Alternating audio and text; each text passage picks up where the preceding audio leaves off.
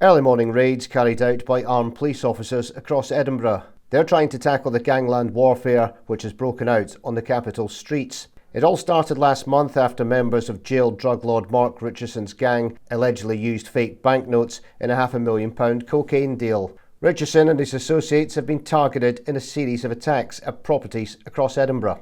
At the start of the month, the Belle Chevaux salon in Albert Street in Leith was torched. It's run by Mark Richardson's partner, Stephanie Dignan.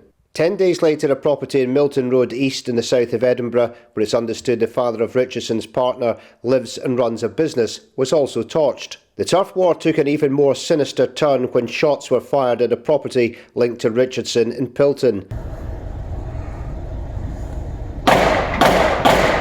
while a compound he owns was also torched 10 miles away. It came just 24 hours after a gunman blasted 3 bullets into the home of Richardson's pal, Paddy Beatson, in Niddrie. The following day, a house on Hay Drive in Niddrie was petrol-bombed as those responsible tried to intimidate the Edinburgh gangster. Then a post was put up on social media showing video footage of the incidents with the Martha and Vandella song Nowhere to Run To playing under it, sending a clear message to anyone associated with the Richardsons. 4 people were arrested in the raids by armed police as they looked to try to control the outbreak of violence on the streets of Edinburgh, but those leading the investigation say they need the public's help. The impact has been significant, and I understand that communities are rightly concerned about the reckless acts that they've seen over the last few weeks in the city.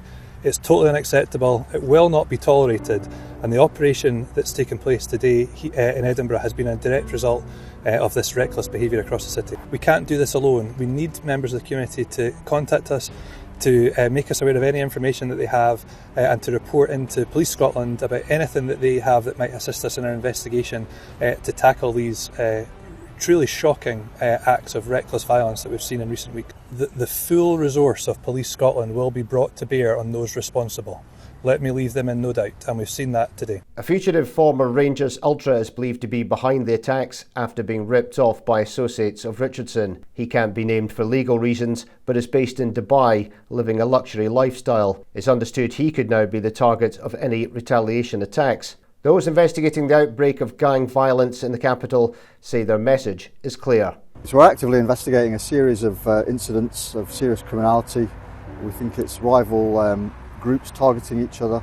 It's imperative that we identify and bring to justice those that are responsible. It is a complex inquiry just because of the nature of some of the offending and the number of offences we're investigating, but I can reassure you that we remain totally committed to identifying the people responsible and bring them to justice.